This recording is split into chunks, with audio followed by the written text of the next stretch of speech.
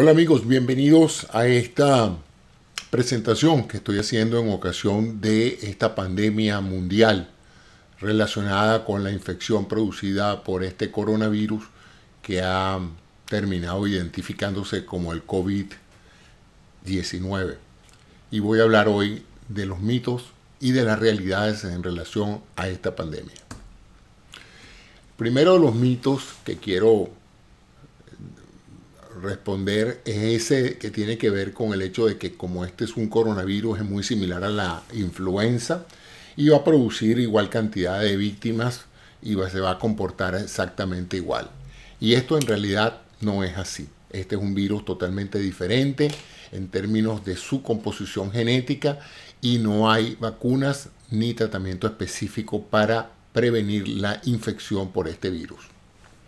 El segundo mito que quiero responder es de que este fue creado por una suerte de conspiración internacional de países o de corporaciones que están tratando de sacar ventaja del desastre económico que esto significa para muchos países. Las opiniones que he recaudado de virólogos y de especialistas en la genética de los virus me hacen pensar que es prácticamente muy difícil que esto haya sido sintetizado en un laboratorio y que tanta gente capacitada y conocedora de esto no se haya dado cuenta antes de esto. Así es que esa hipótesis o ese mito que está corriendo en las redes sociales es totalmente no sustanciado por ninguna persona que conozca de la tecnología y de la genética de los virus de este tipo. La otra que ya en una primera etapa se tejió era que esto era simplemente una fabricación de los medios de comunicación y que esto en realidad no era algo tan grave como parecía. Bueno, yo pienso que las medidas que se han tomado a nivel mundial deben llamarle la atención a las personas que están minimizando la importancia de esto para hacerles ver pues que esto sí es un problema de salud mundial real, que mucha gente puede morir a consecuencia de esta virosis y que definitivamente hay que tomar medidas en el asunto. Medidas drásticas, medidas que afectan la calidad de vida y todo lo que conocemos como el comportamiento de nosotros como seres humanos, tanto en el aspecto práctico como en el aspecto ético y moral. El otro es que hay una serie de remedios caseros que andan circulando por las redes sociales, que si tomen esto, que si tomen aquello. En realidad no hay nada que haya sido científicamente demostrado que prevenga o pueda en un momento dado cambiar el proceso de infección a la persona. Sin embargo, pues muchos de estos remedios no son realmente preocupantes, así es que si usted se siente más cómodo consumiéndolos, tomándoselos, pues no creo que le hagan mucho daño, aunque tampoco pues los beneficien en grado sumo, como para que usted no tome las medidas necesarias para prevenir la infección. Y esa medida esencialmente es reducir el contacto con seres humanos que usted no conozca o con seres humanos que estén expuestos a un alto riesgo. El otro mito es que esto es una enfermedad que solo afecta a la gente mayor y que por lo tanto pues nosotros los jóvenes no deberíamos sentirnos mayormente preocupados por eso, ¿no? El contagio y la infección es para todos y todos son susceptibles de ser infectados. La data obtenida de China y del comportamiento del virus en diferentes países permite sugerir que ciertamente los más afectados en términos de riesgo de vida son las personas mayores de 60 años. Pero eso no significa que si usted es una persona más joven, aún una persona sana, no pueda verse afectado mortalmente. Les recuerdo que el médico que descubrió la enfermedad en China era un hombre joven y murió de la enfermedad. Y ya han muerto varios facultativos que han estado trabajando con pacientes de este tipo y han muerto a causa de la enfermedad. O sea que nadie está exento de complicarse con el COVID-19. El otro mito es que, bueno, que porque entra con la respiración todos tenemos que ponernos un tapaboca porque el tapaboca de alguna u otra manera nos previene la entrada del virus por la nariz. El virus todavía no está confirmado que se transmita por partículas en el aire, es decir, que el virus anda flotando alrededor del ambiente y que por lo tanto nosotros con una inspiración grande nos vamos a meter una gran cantidad de virus y vamos a estar enfermos por eso. Que con el uso del tapabocas bloqueamos la llegada del virus. En realidad no es así y vamos a ver más adelante en las realidades cómo es que se contagia este virus. El tapabocas es solamente para el personal de salud y para aquellos pacientes que infectados están produciendo tos, estornudos o partículas virales que salen proyectadas con cada estornudo o tos y quedan impactadas en superficies donde otras personas puedan adquirir el virus. Entonces esos son algunos de los mitos que viven corriendo en las redes sociales y yo les estimulo a que en lo posible dejen de estarle prestando atención a lo que corre la gente por estas redes, en particular por WhatsApp y por la mensajería, porque son de fuentes no autorizadas. Incluso por ahí anda circulando un video de un señor aparentemente en un podcast sentado elucubrando sobre una conspiración internacional dirigida pues a acabar con la economía de muchos países de Occidente. Esto en realidad no es así.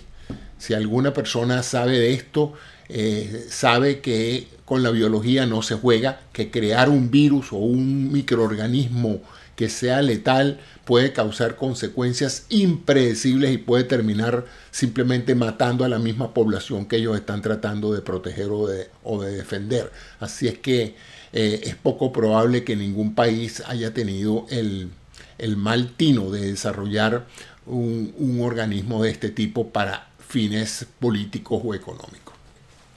¿Cuáles son entonces las realidades de lo que está pasando de acuerdo a las fuentes que he podido y a mis conocimientos como médico, como ingeniero y como experto en sistemas de salud? La realidad es que es una enfermedad producida por una variante del virus SARS-CoV-2, el mismo virus que en el año 2002 produjo una serie de muertes producidas por un síndrome respiratorio agudo grave, y que ahora ha reaparecido como una variante de ese virus y lo denominamos ahora el COVID-19.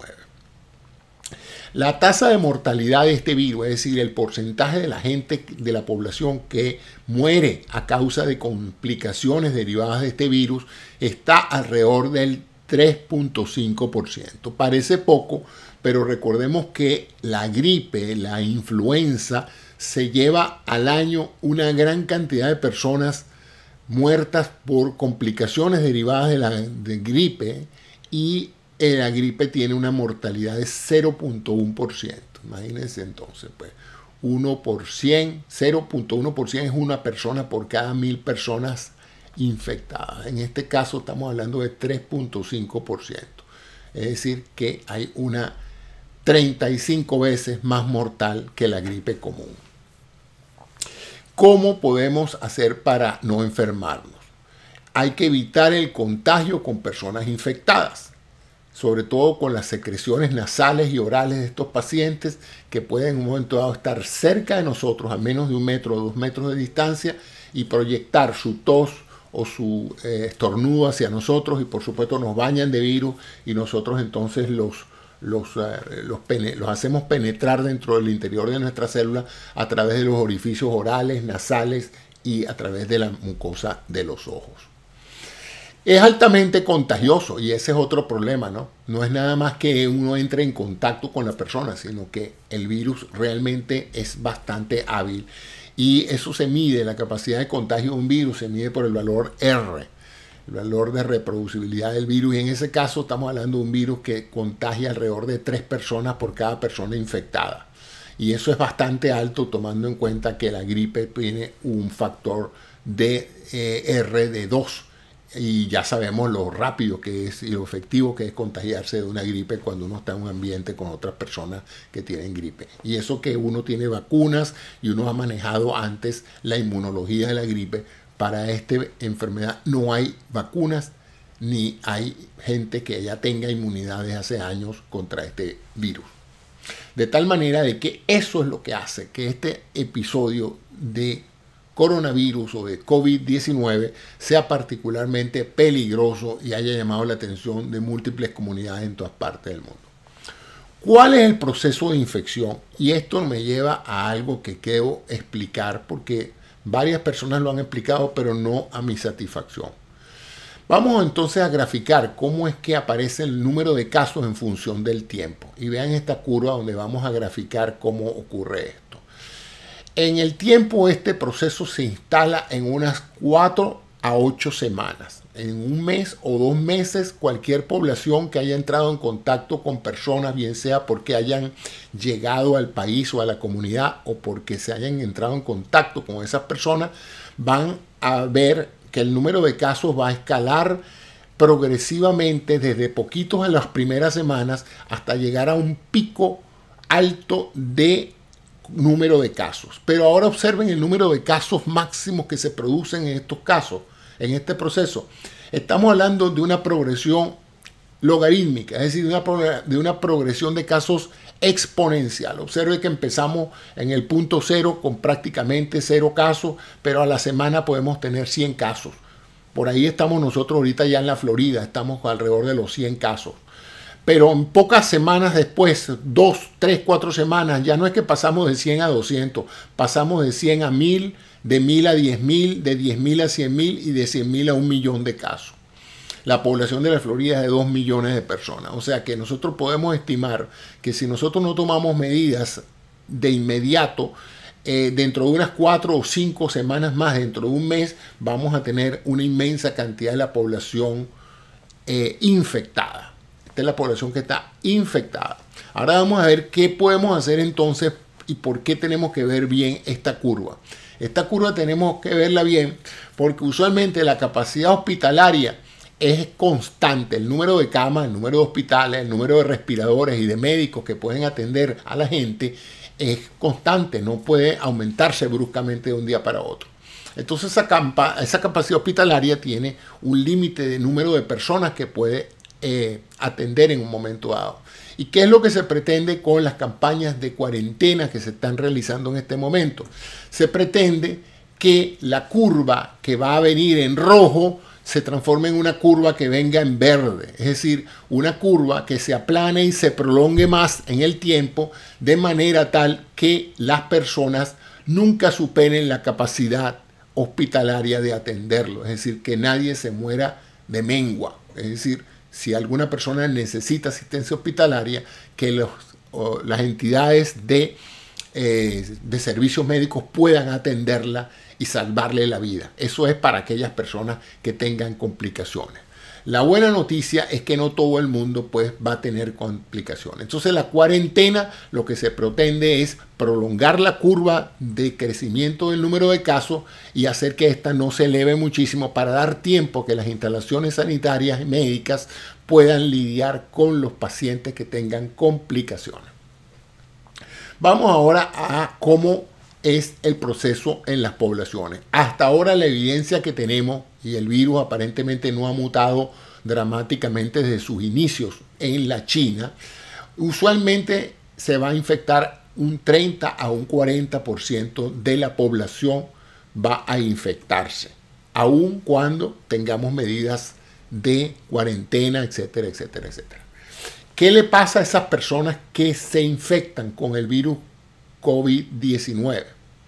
Bueno, la gran mayoría no va a presentar sino síntomas leves, no muy diferentes a las de la gripe común, y van a poder pasar su enfermedad, la cual en varias semanas va a producir los suficientes anticuerpos para que esas personas adquieran inmunidad propia. Estas personas van a no tener mayores síntomas que los que ya conocemos, como son el malestar general, la rinorrea, la congestión nasal, la fiebre y sencillamente los típicos signos de cualquier virosis general.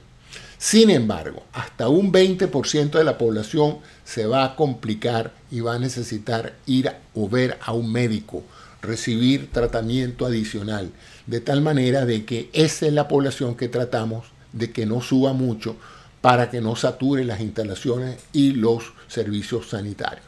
Y desafortunadamente dentro de esa población vamos a tener un 5% de personas que van a necesitar cuidados especiales, que pueden ser desde atención médica constante con monitoreo, con oxígeno, con una serie de tratamientos con soluciones fisiológicas y de nutrición, y otros que se van a complicar y van a necesitar ventiladores porque la persona se va a complicar y no va a poder respirar y va a necesitar ventilación asistida. Esa es la situación. La buena noticia es que no todo el mundo se va a infectar. Hay personas que tienen naturalmente una cierta inmunidad por su genética propia, pero la gran mayoría de los que se van a infectar, afortunadamente, lo que ha pasado en otros países es que no han tenido síntomas mayores. Vamos ahora a ver la gente que se complica, quién es la gente que se muere y qué porcentaje de mortalidad hay. Aquí está dividido por años y vemos entonces que la población, primero que se ve muy poco en niños, prácticamente ningún niño conocido que yo haya visto en las estadísticas presentadas ha muerto a consecuencia del coronavirus. No se sabe por qué. Se presume que los pulmones de los niños, por sus características vasculares y de maduración, todavía no son buenos receptores para el virus a nivel pulmonar. Pero a partir de los 10 años hasta los prácticamente 50 años, las personas tienen una muy baja mortalidad, por debajo del 1%, 0,2, 0,3, 0,4. El problema viene después de los 50, donde la mortalidad hasta ahora, la data que se tiene, es de 1,3. Y luego viene la población de alto riesgo, ahí entre los 60 y los 70 y 80 años, donde el riesgo de mortalidad es mayor, alcanzando cifras del 14% en aquellos pacientes que tienen más de 80 años o que tienen condiciones de salud críticas por razones de hipertensión, enfermedad cardiovascular, enfermedad pulmonar crónica, etc. ¿Cómo es la mortalidad en función de la condición de salud? Bueno, aquí tenemos los porcentajes de mortalidad, que si además de la edad se añade hipertensión, diabetes, cardiovascular, enfermedades respiratorias crónicas, los fumadores, si en algún momento había que dejar de fumar, este es el momento de dejar de fumar. El cáncer, aquellos pacientes que están en terapia con cáncer o que están en terapia con inmunosupresores, ve entonces cómo la mortalidad pasa de 6, 7, 15, 6.3, 5.6, dependiendo de la condición y del grado de complejidad. ¿Cuáles son entonces las personas de alto riesgo? Resumiendo, son aquellas personas mayores de 60 años, hipertensos en tratamiento. Por cierto que se ha mencionado mucho que las personas que están en tratamiento con estos bloqueantes o inhibidores de la enzima ACE, como el captopril o el losartán o similares, parecieran tener una mayor susceptibilidad a la virosis. Los diabéticos que tienen dependencia de insulina, diabéticos de larga data o que no han podido controlar su insulina con antidiabéticos orales, pareciera que también tienen una mayor probabilidad de riesgo de complicarse pulmonarmente. De más está decirle que los enfermos pulmonares, crónicos, fumadores, bronquíticos también, así como aquellas personas que han tenido tendencia a repetidas neumonías o bronconeumonías, como las llamaban antes en el pasado. Aquellos pacientes que están recibiendo tratamientos con drogas que reducen la inmunidad, la capacidad inmunológica, también están sometidas a riesgo. ¿Cómo podemos prevenir esta enfermedad? Por ahora no podemos hacer otra cosa que aislarnos, la cuarentena voluntaria y tomar los medicamentos que haya que tomar a tiempo. Yo por mi parte estoy ya en cuarentena porque por mi edad y mis condiciones de salud previa soy una persona de alto riesgo. Hay que evitar tocarse las zonas de ingreso a la cara, todo lo que es este triángulo alrededor de la cara, evitar tocárselo siempre con las manos. Yo me la estoy tocando ahorita, pero no deberían hacerlo. Hay que lavarse las manos o usar gel alcoholado cada vez que uno toque superficies que pudieran ser sospechosas de haber sido rociadas con virus por otras personas. Si tiene que salir y tiene que tocar cosas en el supermercado o tiene que trabajar en ambientes donde haya otras personas, use guantes desechables de manera que todo lo que usted toque lo pueda en un momento dado mantener al nivel de los guantes y cuando ya termine de su gestión de trabajo se quita esos guantes y los destruye, los bota y se lava las manos de inmediato. Hay que mantener una buena higiene personal y eso es válido para todas las enfermedades. Evitar la ingesta alcohólica y la ingesta de mucha comida. Eso lo he reiterado en varias oportunidades. Es importante que las personas no usen la cuarentena para pasarla bajo los efectos del alcohol porque eso reduce su eficacia inmunológica. Lo hace más susceptible a adquirir el virus.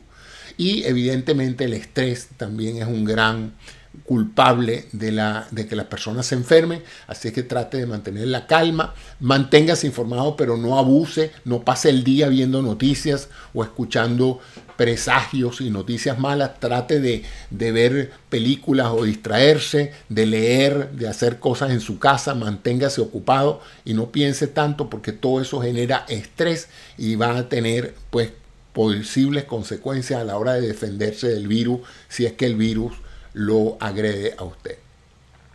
Y dormir. El dormir permite a todo el sistema de inmunología de uno recuperarse, recuperar la energía, descansar el cerebro, descansar la actividad muscular, y todo eso pues prepara todas esas células que van a ser necesarias para que usted combata ese virus con toda la fortaleza de su genética.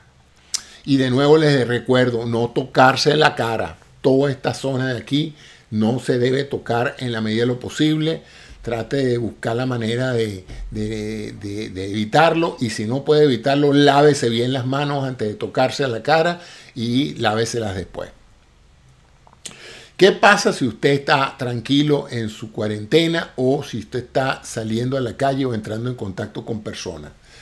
Si se infecta, usted va a empezar a notar los síntomas entre 4 y 7 días. Hay algunas personas que dicen que hasta 14 días puede haber la incubación de este virus, pero en la gran mayoría de los casos aparece en la primera semana. El 80% les recuerdo que no va a tener síntomas o van a ser muy leves, o sea que usted no va a poder estar seguro de que lo infectaron del COVID. En un 20% de las personas puede haber malestar general. El malestar general es un importante síntoma porque todos hemos experimentado antes una gripe o un resfriado común. Sabemos que nos da congestión nasal, que nos sentimos un poco mal, pero rara vez nos tumba al extremo de no poder pararnos en la cama. Estos cuadros tienden a afectar la energía de las personas y obligarlos a sentirse cansados y necesitar acostarse. Otro de los síntomas importantísimos, y es lo que se está midiendo en todos los aeropuertos y en todos los puntos de chequeo, es la temperatura. Si usted empieza a ver que la temperatura empieza a elevarse, eso es un signo importante a la hora de pensar que usted pueda tener esta enfermedad. Empieza la tos y la dificultad para respirar, la disnea. Usted siente que toma aire y aún así no puede respirar perfectamente. Entonces eso es otro síntoma de que usted puede haber sido infectado con el COVID. Eventualmente puede en un momento dado ya desarrollar un cuadro clásico de infección y de inflamación pulmonar que lo llamamos neumonía, y en esos casos, pues, en los casos más severos, esta neumonía evoluciona hacia una dificultad respiratoria aguda, el ARDS, y que puede en un momento dado necesitar unos cuidados intensivos. Las personas que han muerto de esta enfermedad mueren por las complicaciones asociadas a fallas de múltiples órganos, lo que se llama un shock séptico. Otras bacterias se meten aprovechando que el sistema inmunológico está prácticamente desorganizado trabajando contra el virus, y las personas pues fallecen por falla de múltiples órganos e insuficiencias respiratorias agudas. Son usualmente, típicamente, personas de más de 60, 70 años, fumadores o con condiciones previas. ¿Qué hacer si usted no tiene síntomas? Si usted es un paciente de bajo riesgo, menos de 50 años, buena condición de salud, evite el contacto cercano con otras personas. No necesariamente tiene que guardar cuarentena, pero en lo posible se le está pidiendo a la gente que lo haga, porque aunque usted no esté a riesgo, si usted sale a la calle, pone a otras personas a riesgo también. Cancele, por supuesto, todo viaje de avión, barco o trenes que tenga. Evite las aglomeraciones en cines, teatro. Esta es la razón por la cual ya muchos estados están cerrando por vía legal, prohibiendo pues las reuniones de personas de más de 50 personas. Y hay gente que dice no se reúna con más de 10 personas y mantenga cierta distancia prudencial de 2 o 3 metros entre una u otra. Y eso solo si tiene realmente que reunirse por razones de trabajo o de otro tipo. Aliméntese, hidrátese bien. El sistema inmunológico requiere energía. Si usted no consume suficientes calorías, si usted no consume proteínas y vitaminas diariamente, pues no va a tener con qué defenderse. Y También manténgase hidratado porque todos estos procesos producen muchos productos de desecho en el cuerpo y la vía principal por la cual el cuerpo se deshace de lo que no necesita es por la vía de la orina. Y usted no puede orinar si no toma líquido. Entonces, un buen indicador de si usted está siendo bien hidratado es que usted debe orinar varias veces al día. Y evite también, si usted es de esas personas que vive haciendo ejercicio, corriendo 4 kilómetros diarios, pues este no es el momento de prepararse para un pentatlón, este es el momento de mantener un ejercicio limitado, porque todo lo que consume energía reduce su capacidad de combatir el virus. Si vive además de esto no teniendo síntomas, pero si usted vive en una zona donde ha habido ya varios casos comprobados, es preferible que considere seriamente la cuarentena, se quede en su casa. Si puede trabajar desde su casa, trabaje. Si necesita trabajar porque no tiene reservas económicas para pasar varias semanas sin trabajar, pues sepa que el gobierno federal de los Estados Unidos está estableciendo medidas económicas para esa transición, de manera que usted no sienta que lo van a botar de su casa por no pagar la renta o que no va a tener con qué comprar la comida. Va a haber una serie de mecanismos por el cuales usted va a poder disponer del efectivo necesario para poder quedarse en su casa sin tener que salir a contaminar a otras personas. ¿Qué hacer si usted es de alto riesgo? Ahora, ya usted no es la persona joven en buenas condiciones, si usted ya es una persona de alto riesgo, pero todavía no tiene síntomas. Ese es el caso mío. Yo estoy aquí en mi casa, soy de alto riesgo, pero no tengo síntomas. En esos casos, yo trataría de ver si puedo hacerme el test. Lamentablemente, por ahora, los test se están haciendo para personas que tienen más criterios de enfermedad. Pero evidentemente, a medida que esto progrese, es importante que todas las personas de alto riesgo sean testeadas, sean exploradas. Evita el contacto cercano con otras personas, que es lo que yo estoy haciendo, manteniéndome aquí en mi casa sin salir, cancelando viajes y reuniones. Me estoy alimentando y me estoy hidratando bien y hago ejercicio leve a moderado aquí en mi casa sin abusar. Y como les dije, estoy en cuarentena y yo pienso que toda persona de alto riesgo sin síntomas debería considerar seriamente la cuarentena como una forma de prevención. Es la única que podemos hacer por ahora. Pero ¿qué pasa si usted tiene síntomas? Si usted tiene síntomas, ya la cosa se pone diferente. Y dependiendo de los síntomas que usted tenga. Y depende también de los casos que haya en la localidad donde usted está. Si usted está en una zona donde no ha habido ningún caso de esto, bueno, lo más probable es que usted tenga o un catarro, o un col o una gripe, o puede tener una pequeña infección de la vía respiratoria superior. Pero si usted está en una zona donde ya ha habido casos documentados, usted debe presumir que haya podido ser infectado. En este caso, llame a su médico o la clínica.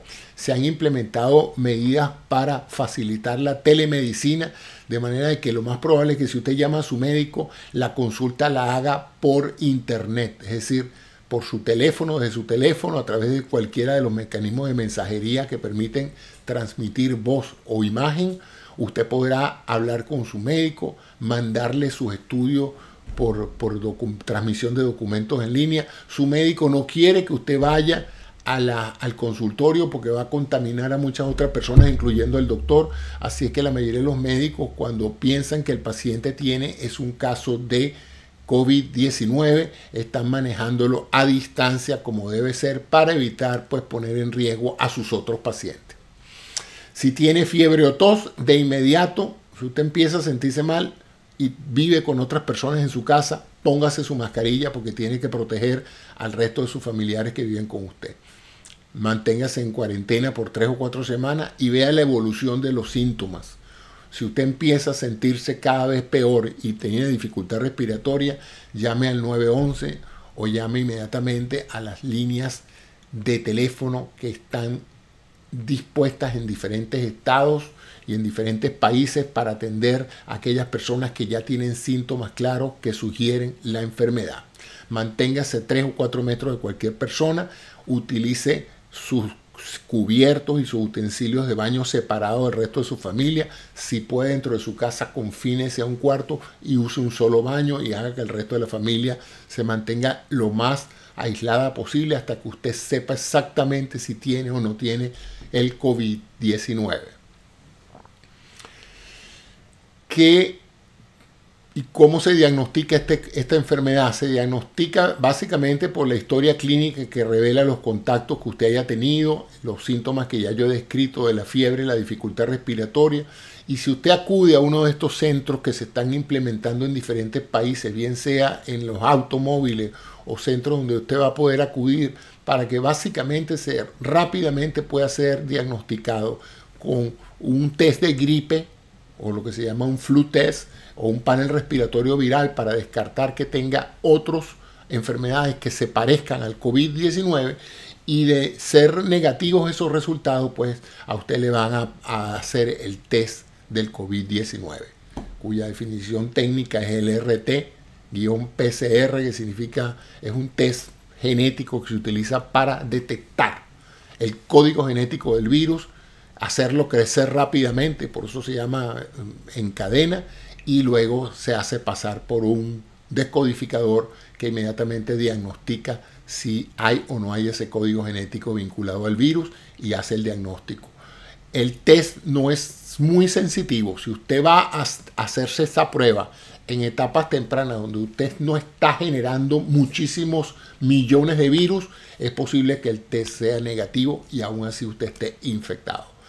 Pero si el test es positivo, usted automáticamente es etiquetado como portador de la enfermedad y colocado en un estatus diferente de cuarentena ya mandatoria.